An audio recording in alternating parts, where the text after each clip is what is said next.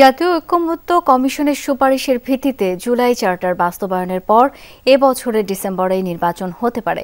দুবাইতে world government সামিটে এমনটি জানান ডক্টর মোহাম্মদ ইউনূস। এ সময় তিনি বৈশ্বিক চ্যালেঞ্জ মোকাবেলায় তার দৃষ্টিভঙ্গি আর আন্তর্জাতিক ইস্যুতে বাংলাদেশের অবস্থান তুলে ধরেন। এবারের সম্মেলনে সরকারগুলোর মধ্যে কার্যকর অংশীদারিত্ব, বৈশ্বিক মতবিনিময় ও সহযোগিতা বৃদ্ধির মাধ্যমে সরকার ও জনগণের মধ্যে সম্পর্ক দৃঢ় করার লক্ষ্য নির্ধারণ করা হয়েছে। বুধবার সংযুক্ত আরব আমিরাতের দুবাইয়ে গভর্নমেন্টস সামিট 2025-এর প্লেনারি সেশনে যোগ দেন প্রধান উপদেষ্টা। সেশনটি পরিচালনা করেন CNN-এর বেকি অ্যান্ডারসন। এ সময় এক প্রশ্নের জবাবে প্রধান উপদেষ্টা বলেন, জাতীয় ঐকমত্য কমিশনের সুপারিশের ভিত্তিতে জুলাই চার্টার বাস্তবায়নের পর এবছরের ডিসেম্বরেই হতে পারে জাতীয় সংসদ নির্বাচন।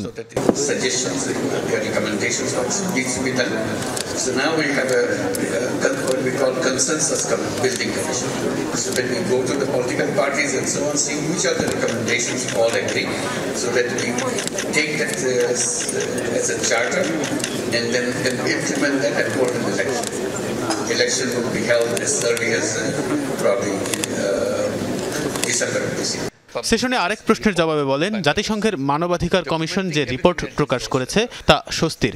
এখন আর পৃথিবীকে আলাদা করে শেখ হাসিনা ও তার সরকারের অপকর্মের ব্যাপারে বলতে হবে না। Human Rights published just a report on Bangladesh, documenting everything I just said about the killing, about the disappearance of people, torture chambers, how students were shot by the police and army under the order of the Prime Minister. So they vividly recorded that.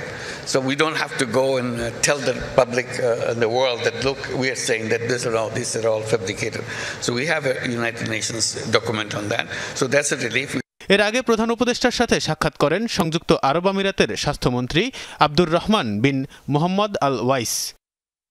Bangladesh ও সংযুক্ত আরব আমিরাত সম্পর্ক আরও ঘনিষ্ঠ হবে এবং দুই দেশ বাণিজ্য, ব্যবসা ও স্বাস্থ্য খাতে সম্পর্ক সম্প্রসারণ করবে এমন আশাবাদ জানান তিনি।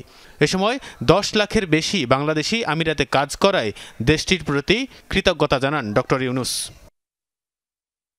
এর আগে ওয়ার্ল্ড গভর্নমেন্ট সামিটে যোগ দিতে বাংলাদেশ সময় বুধবার দিবাগত রাত 1:30টায় দুবাই ইন্টারন্যাশনাল এয়ারপোর্টে পৌঁছান প্রধান উপদেষ্টা। 2 দিনের সংক্ষিপ্ত সফর শেষে শুক্রবার প্রধান উপদেষ্টার দেশে ফেরার কথা রয়েছে।